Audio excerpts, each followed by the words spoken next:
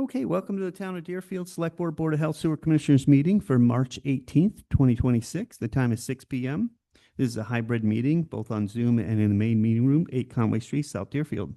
This meeting will be held in a hybrid fashion with the opportunity for both in-person attendance and remote participation. Please note that while an option for the remote attendance and/or participation is being provided as a courtesy of the public, the meeting or hearing will not be suspended or terminated if technological problems interrupt the virtual broadcasts unless otherwise required by law. Members of the public with a particular interest in any specific item on this agenda should make plans for in-person versus virtual attendance accordingly. The meeting will be held in person in the main meeting room of the Deerfield Municipal Offices in accordance with the Mass General Law, Chapter 30A. Anyone attending to record the meeting must identify themselves to the clerk and provide their name and address for the record. So I'll call the meeting to order. First, we'll start off with public comment. If anyone has any comments on anything on the agenda. Oh, yes, I see a hand up. Hey, welcome. Thank you. Lily Dwight, South Mill River Road. I'll lower my hand here. I saw that you all are going to be discussing the transfer station, leafleting, and solicitation. Yes. And when this was last discussed, I shared my concerns about free speech. Yep. And the unique opportunity that the transfer station provides. And you all emphasize that the main issue is is maintaining traffic flow, which totally makes sense. However, my experience hasn't reflected that standard. Last fall, while handing out climate leader information near the can collection area, without impeding traffic, we were made to leave. Very firmly, I will say. A couple of old ladies. Anyway, more recently, as in, I believe it was last weekend, I've heard of people stopping, exiting vehicles to gather signatures, and they were not asked to leave. So this inconsistency makes it seem like enforcement depends on the message rather than the actual impact on traffic. So the draft policy language that was discussed previously also suggested that staff could remove people at their discretion. And I wasn't able to find the current policy that you are going to be discussing tonight, if it's changed, but I hope it has been clarified so that all residents are held to the same standards and all have equal access. Thank you. Thank you for your comment. Any other comments tonight? Hearing none, we'll get down to business. Let's see. We have, bear with me a minute here. So we have, let's see, first I'll move to approve the regular select board minutes for March 4th, 2026 as presented. Second. Thank you. Any changes or discussions or all those in favor? Blake Gilmore, aye. Tim Hilchey, aye. Trevor McDaniel, aye. Thank you very much. We do have, for discussion items, we have Stillwater Bridge order of takings. So this is 7A Stillwater Bridge orders of taking. This is my motion to acceptance and authorization of orders of taking.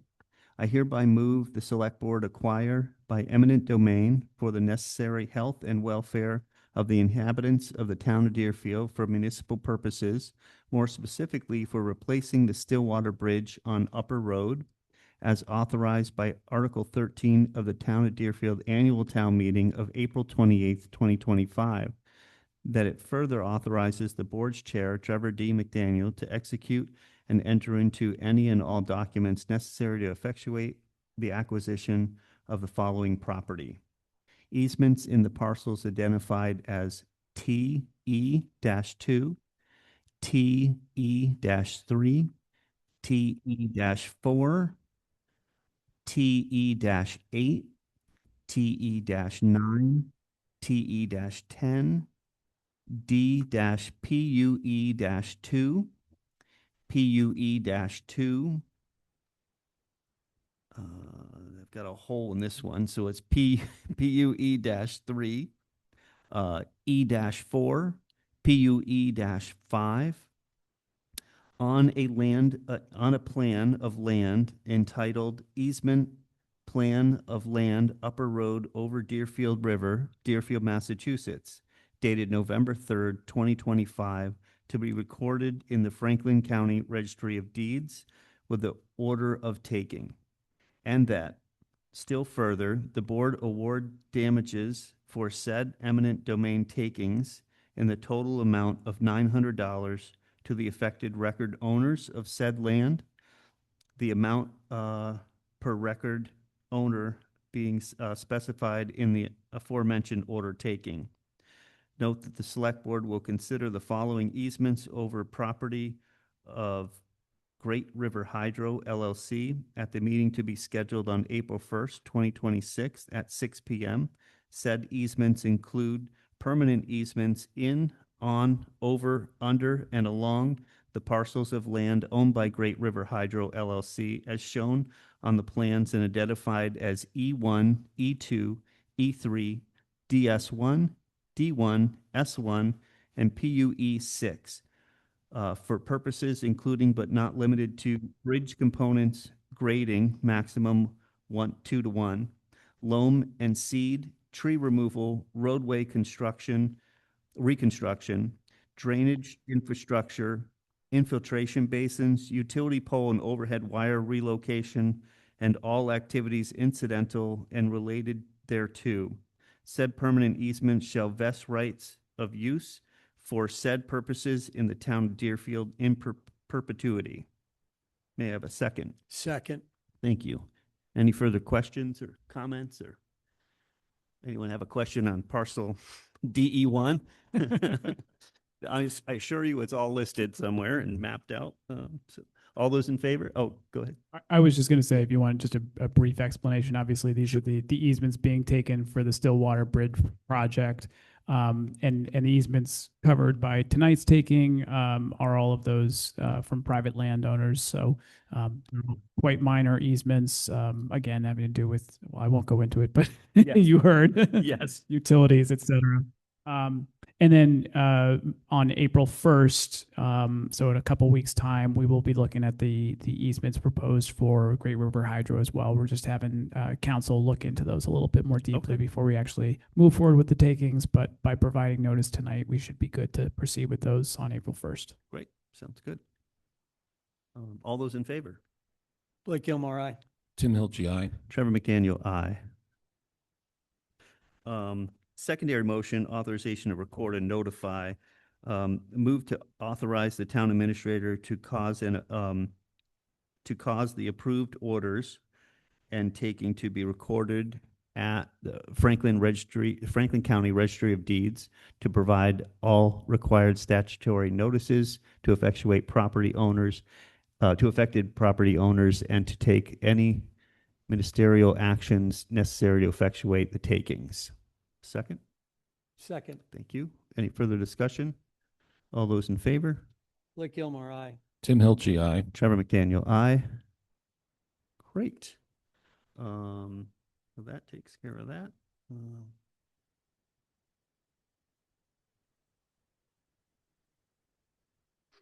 So we have a, so next item B is to review the draft annual town meeting warrant. So I know you did a quick list there of. Yeah, and you should, at this point, I think we just wanted to go through kind of a list of the proposed articles. Yeah. And also, who's proposed to speak to which articles. Okay. Just want to make sure everyone's got it. Yeah, it's just a kind of a one sheet. It's not the whole thing.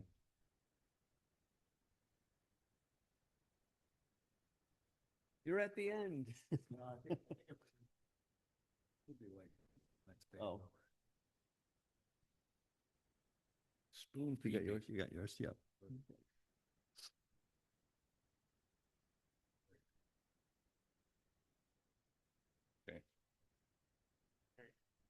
Thank you. Okay, so you got the first section, which is kind of normal stuff. Yeah, obviously we always open up town meeting with some softballs, so to speak. So the pro forma acceptance of the town report, elected official compensation, acknowledgement of gifts, the library interest, acceptance of grants, and the select board and assessors contracting authority.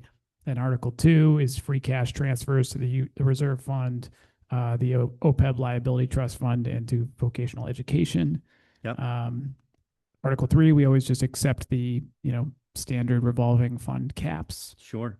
And then Article 4, I guess, is when it starts to get interesting. So we'll do snow and ice shortfall. I think at this point we're about 100,000 over our budget for that one. So I know Holly and I have been looking at the vocational education budget because we budgeted for 2 full-time Smith Folk students. We ended up with 1 and then 1.5 and then Right. 1 again. So there may be some Right. funds there. So we'll take a look at that. Good. And some other options for meeting that shortfall. Okay. Article 5, the omnibus budget, obviously still in development. Article 6, the sewer enterprise fund. Okay. And Articles 7 and 8 have to do with SCEM. So one is the regular enterprise fund. Yep. And then Article 8, Josh had, approached, I think, both the BOO and our finance committee as well about establishing a capital stabilization fund specifically for SCEMs. So, that's on the list here of articles, but obviously it is the select board's agenda if they want to move forward with that. Okay. Article 9 is FY26 capital improvement plan. So we have a couple projects that actually already went before CIPC last week that need to get done before June 30th. So we'll move forward with those given the approval they received from CIPC. And I'm assuming we're going to find something similar from Finance Committee as well. Okay. And then Article 10 is the actual FY27 capital improvement plan. Okay. And that's sort of yet to be determined. We're going to have a CIPC meeting on the 26th to talk about some of the additional projects that are still being considered. And I would note that meeting is now remote, but we'll probably be meeting in the conference room Okay. for those who want to join us that way.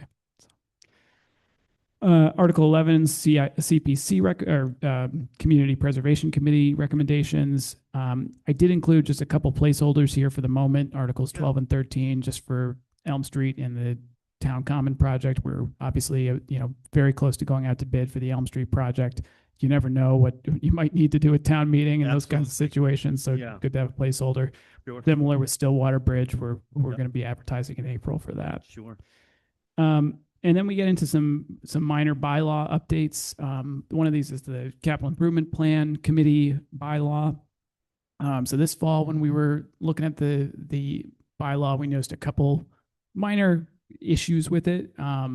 One, it actually requires our treasurer collector to be a member of the CIPC. I don't know if Sarah has ever attended one of those meetings, and I don't know if her predecessor did ever either. My suggestion there is just to include the treasurer collector as someone who can be consulted by the committee in the case of borrowings and things like that. It's not really necessary to have them there at meetings. Yeah. Right. Okay. So that's one minor change. And then another one that came up was just the sequencing. We have the way it's written, we have kind of a much higher threshold to do capital in the fall.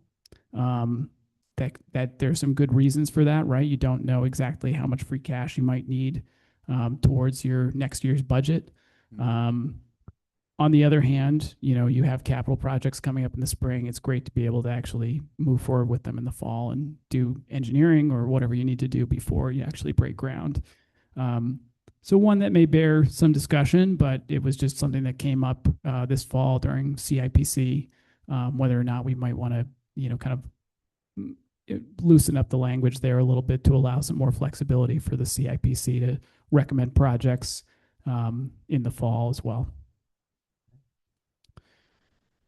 And then the last one of the bylaw changes I have on here for the moment is wiring violations. So our wiring inspector came across the fact that we don't actually have any sort of penalties for essentially not going to the wiring inspector when you have a major electrical project at your home. Right.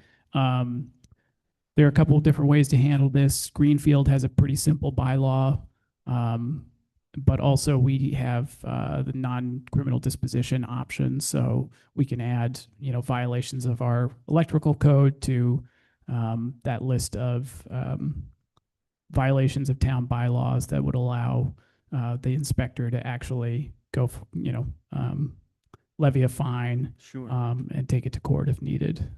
And that's a power that Bob as our building inspector has for zoning violations, but not every individual inspector has that power. So again, something to consider at this point, and it's a request from our wiring inspector. Okay. Does that have to be a bylaw or can it be like a policy? The criminal disposition, non-criminal disposition is written into our bylaws, so that would have to be some kind of bylaw change. Yeah. So if we wanted to change the fines, we would, Yeah, the fines have been essentially set in stone, right? So they're $25, I think, on the first day, and then $50 every day thereafter, and it kind of escalates. So, and then that's it for the proposed warrant from the select board so far. And then Article 16, 17, and 18 would be citizen petitions. We have received senior property tax work-off petition that we were anticipating, and that South County Senior Center had reached out about this past winter. Yep. As well as a couple citizen petitions that we're familiar with, having to do with climate and energy.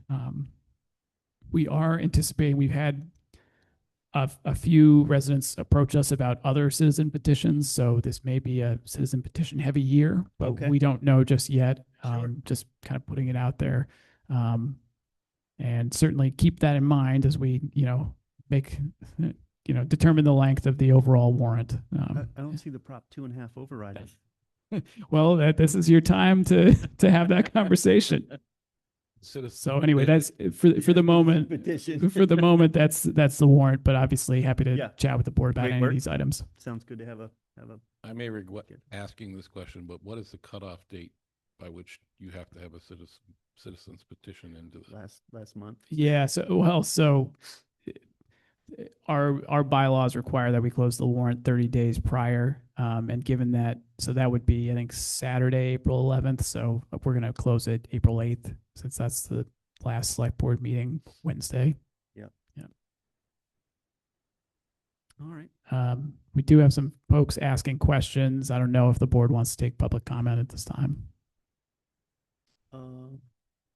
Sure. I guess we could, it's out of order, but yeah. Julie, you have a question? Julie, you're yeah, muted. Yeah. Yeah, there you go. Okay, good. Sorry, didn't know that it was out of order. I was just wondering, in terms of the warrant, this is a partial list, right, at this point, because we are looking towards a warrant article to establish a conservation fund. And then also, I don't know if you were, I think you at some point mentioned the community preservation articles that would be in there. Yeah, Julie, thank you for mentioning that. Yes, and I received the conservation fund article. It wasn't clear to me if that was going to be among the CPC recommendations, so I didn't have it as a standalone article here, though it would be a standalone motion. But as I get deeper into crafting the warrant with our council, we'll certainly flesh that out and make sure it's included if it needs to be a standalone article. So, but thank you for mentioning that. We do Appreciate it. We do have the CPC is Article 11 right now. The CPC stuff it will be Article 11. Right. Yeah, as my understanding is the establishment of the conservation fund is, it's not done by the CPC, so it would be a separate warrant article from the CPC. Noted. Thank you. There's there's still discussion on whether that, I think between Finance Committee, Select Board still discussing whether Yep. that's going to happen or not. Yep. Okay.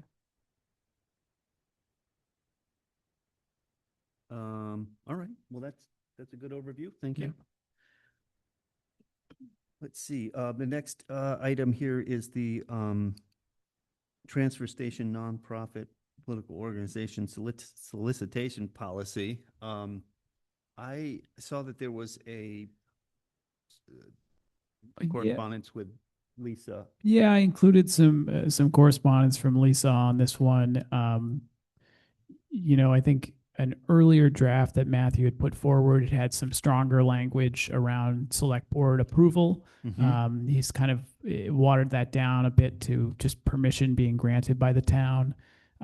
Lisa's point on this is just that if the board is going to be serious about picking and choosing who's doing what up there, they could get into some Legal deep problems. waters in terms of the Absolutely. First Amendment. So, Right. on the other hand, I think it does sort of function as a place where people can get their message out, but whether it's a true public forum, I don't know, because we really, obviously the main purpose of the space is to leave your trash. Correct. Correct. Yeah, we really do not want to make this into some other entity that it is not.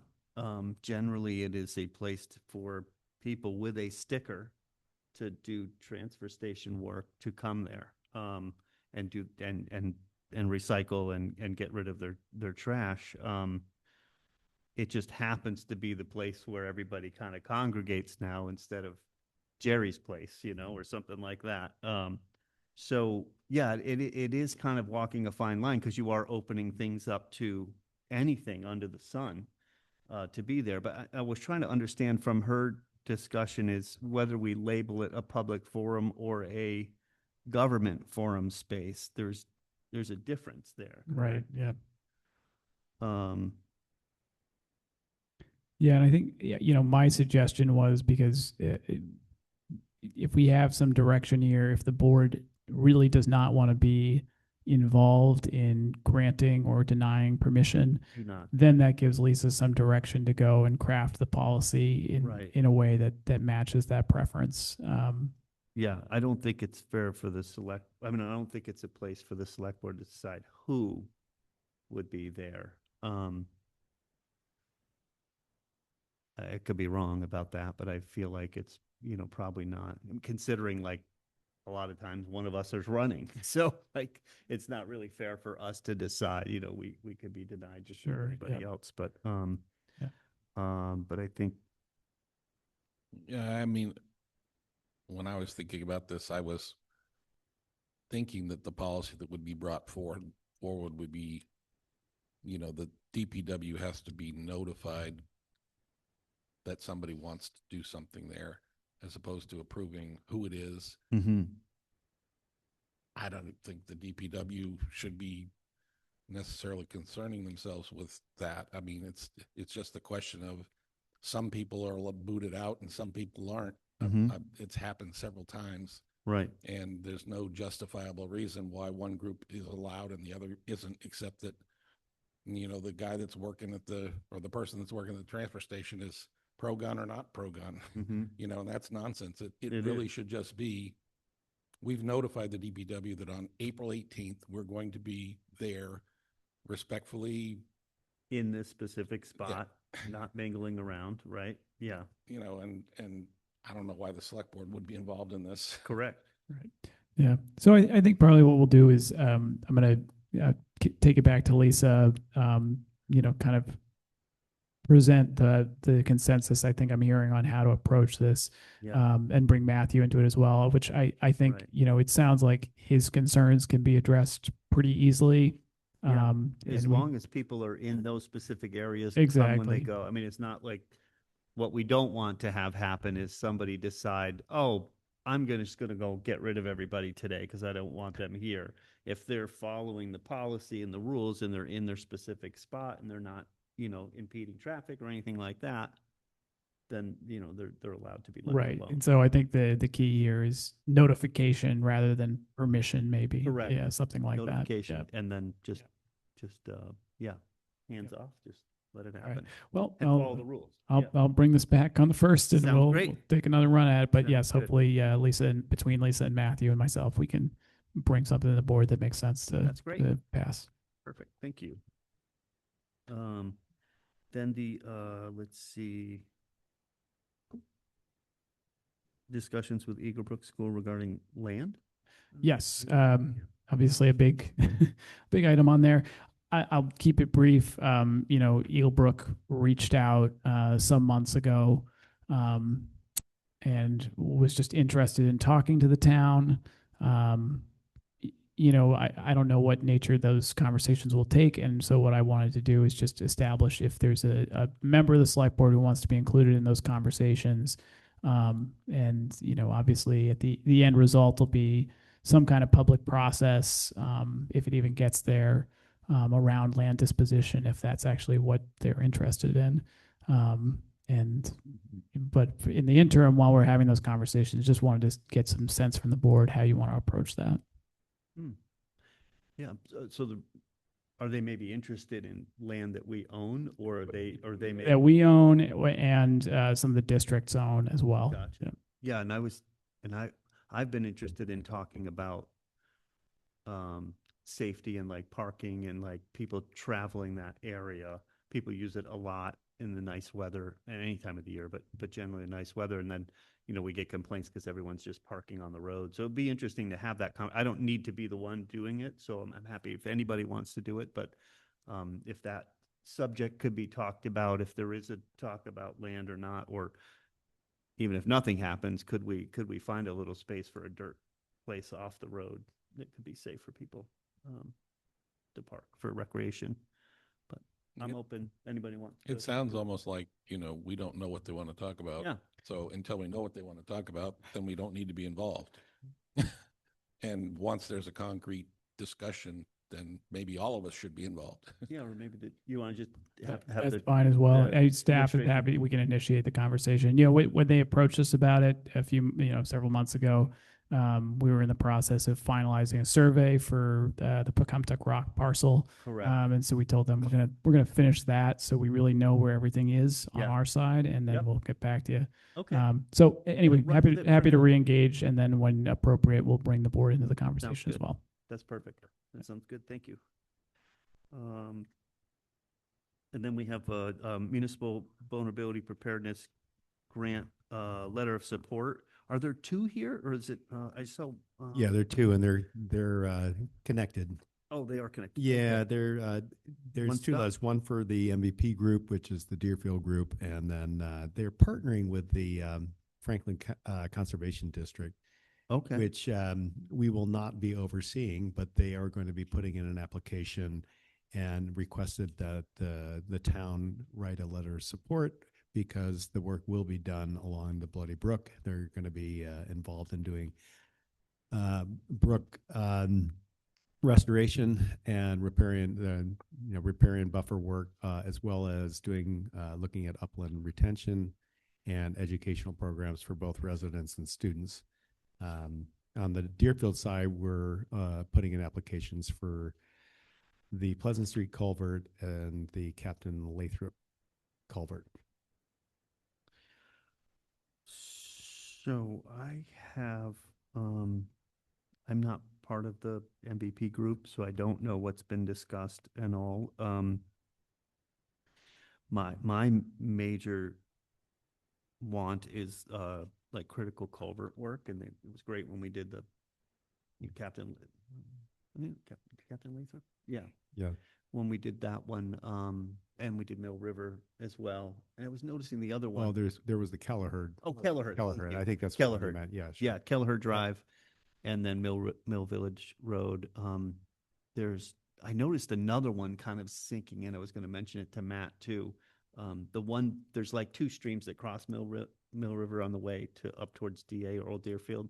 There's a kind of a dip right where that culvert is. I wonder if we should probably look at that too. I thought of it now, but so I'm interested in the culvert work, and I'm just, what are we doing with the rest of it? Like educating kids and all So- that stuff, or? Well, they're two separate things. Yeah, the Okay. Franklin, the Conservation District is going to be doing, is putting in an application to address the brook bank restoration Yeah, and the educational program. So we're not part of that. we're just adding Okay. a We're letter of just support giving to them say, letter of support. Got it. it's in Deerfield and we Yep. support this.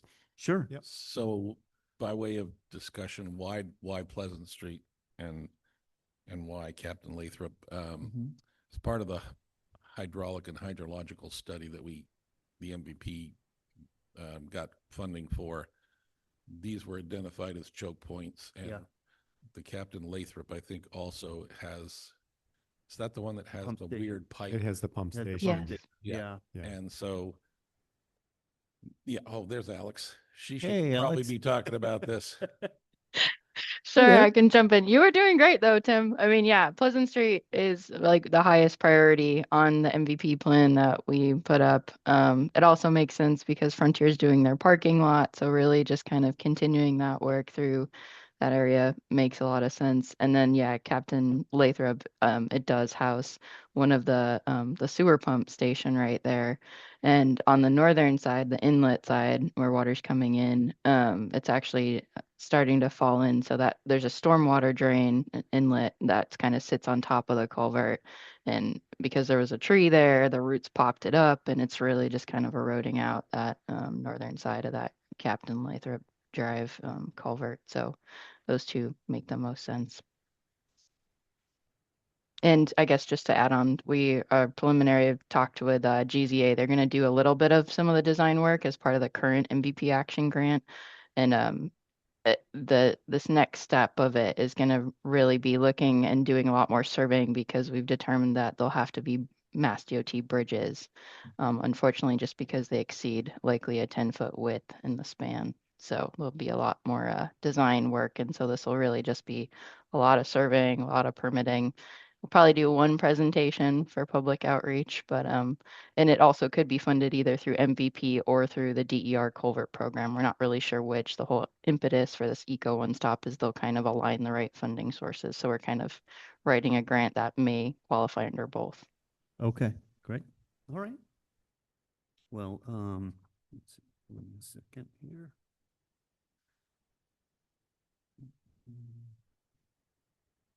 So I move to approve and authorize the chair to sign the municipal vulnerability preparedness MVP grant letters of support as presented. Second, Thank you. Any further discussion? All those in favor? Blake Gilmore, aye. Tim Hilge, aye. Trevor McDaniel, aye. Thank you very much. Let's see, we also had, for board appointees, we're going to appoint Mark Brennan as finance chair, or excuse me, finance committee. Julie would love that. Mark Brennan is finance committee rep to the capital improvement planning committee. So I will read Alec that. who? I will read that here. So I move to appoint Mark Brennan as the Finance Committee representative of the Capital Improvement Planning Committee, CIPC. Thank Second, you. Great. Any further discussion? All those in favor? Blake Gilmore, aye. Tim Hilge, aye. Chair McDaniel, aye. Thank you very much. And then also, saw a letter in my basket today I move to accept Karen Menard's retirement letter effective June 30th, as stated, with appreciation for her years of service to the town.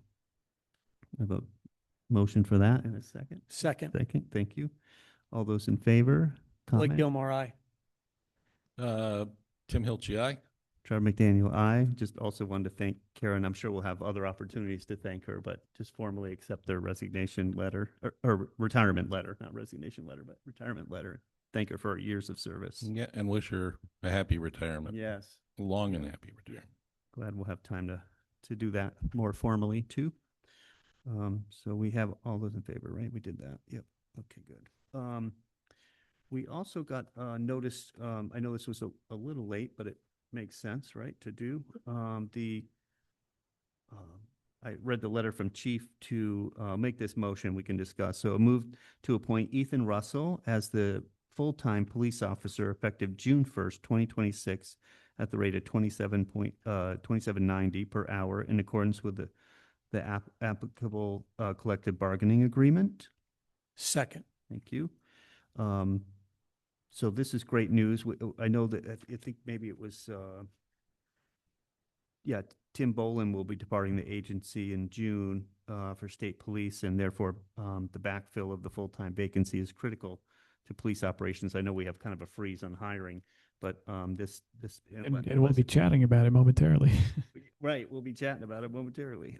So Ethan was appointed part-time and was sent to the full-time police academy. And let's see, At 22 years old, he's currently serving town of Deerfield, and we're looking forward to having him here. He graduated, I think, in December of 2025 from the police academy. So, yeah, Sounds like he's already in the chute anyway. yeah, They trained him. very well. Yep, yep. So did we vote all that already? We're good? Did I we? don't can't think you had a remember. No? motion on Okay, it. all those in favor? Or do we make a motion? I moved to, yeah, I made the motion. We seconded. Yep. Second. All those in favor? Like Gilmore, aye. Tim Hilchey, aye. Trevor McDaniel, aye. First day on the job, guys, sorry. I see the motion to adjourn, but is there anything else? We can do that for now? Got some quick Oh, updates. updates. Yeah, did want to talk about the hiring freeze. So obviously, back on February 12th, we had put together a memo just directing department heads not to backfill vacant positions. Since that time, we've had the DES budget, the FRS budget come in fairly favorably for the town. Health insurance obviously went from being either a 16 or 20% increase to only a 12.5% increase, which in these troubled times doesn't feel so bad. This is all to say that the budget situation has improved markedly, and so at this point we're recommending just rescinding that memo to department heads so that they can move forward with the hiring process for needed staff. Okay, sounds good to me. All right. Don't need a motion or anything, just wanted to give you an update. Good. And then I know Alex was going to speak really quick to just an Elm Street, Complete Streets, MassWorks project update. So take it away, Alex. Thanks. So the snow melted, yay, because that means we can actually get some land surveyors out there and figure out the corner, in particular of the intersection by Leo's and Cheslick Market, because they're still trying to make sure that trucks and our ag equipment will be able to make the right turn from coming down on North Main Street and taking a right onto Elm Street. But we did submit the consultants, I say we, but I mean the royal we, the consultants submitted our Mass DOT permitting that we needed in order to do the work in the intersection just last week. And then we're also, I think, ready to start really having the conversation with Mass DOT about the common project. So I think those are kind of some of the big items that'll come up. And then this summer, I think as Christopher kind of alluded to earlier, this spring, we plan to bid out the project and hopefully start construction this summer. And then, one more just FYI, we might bid out an alternate to pave the parking lot by Railroad Street. So it's the one that's in between the railroad and Railroad Street next to Hamshaw. And so we might put in some striping and pave it and put in some landscaping just along the railroad just to make it a little bit nicer. It'll be an alternate. So if, the bids come back favorable, we can choose to act on it. And if it doesn't, then, we can delete it from the project. So is there anything else I missed, Christopher, that you wanted to add on? No, we're going to be reaching out to business owners about how the project affects them. Yeah. And particularly the areas right in front of their businesses on the north side of Elm Street. So those conversations are yet to come, but yeah. Imminent.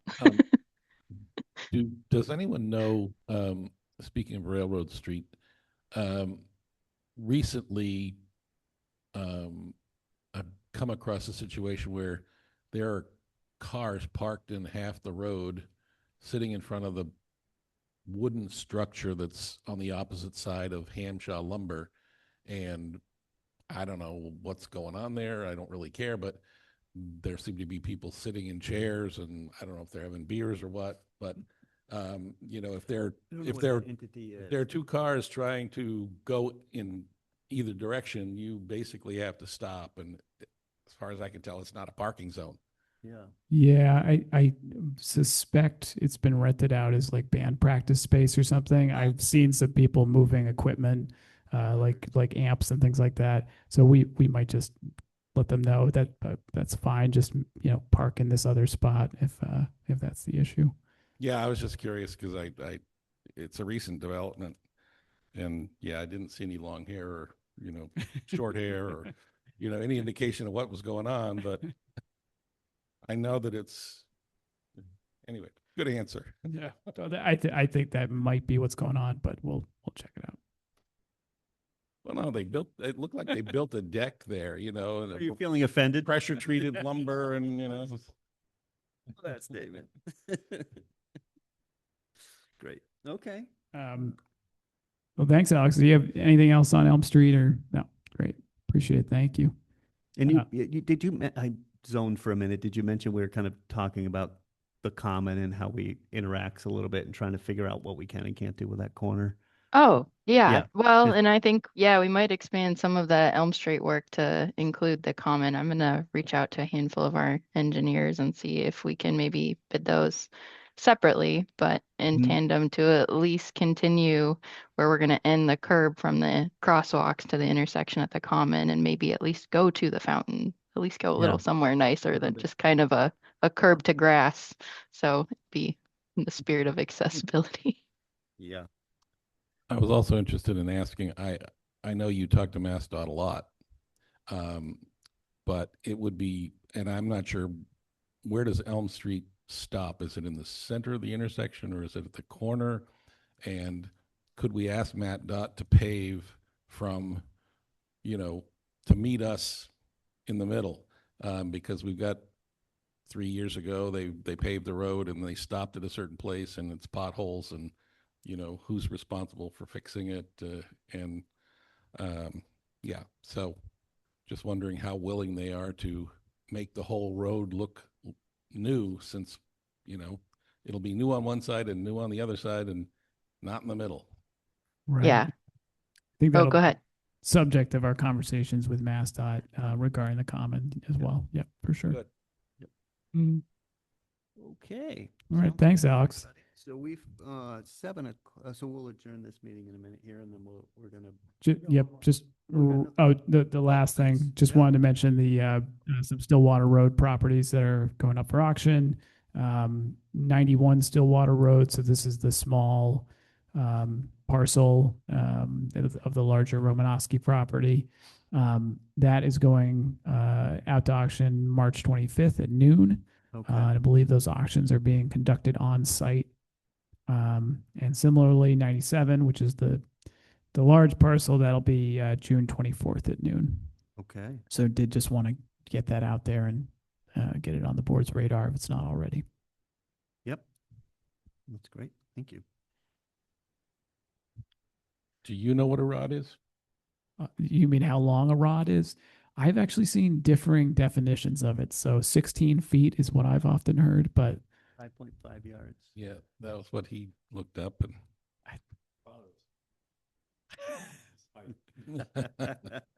Lay him down sideways. Oh, man. you can sometimes triangulate if you have the modern measurement in feet, but yeah, it has varying definitions. Okay, I'll entertain a motion to adjourn. Motion to adjourn. Second, Thank you. All those in favor? Blake Gilmore, aye. Tim Hilchey, aye. John McDaniel, aye. We will reconvene the dog hearing at 7 o'clock, so another 15 minutes or so. Okay, thank you all. That's sort of the same thing of like a cubic A cubit, that's the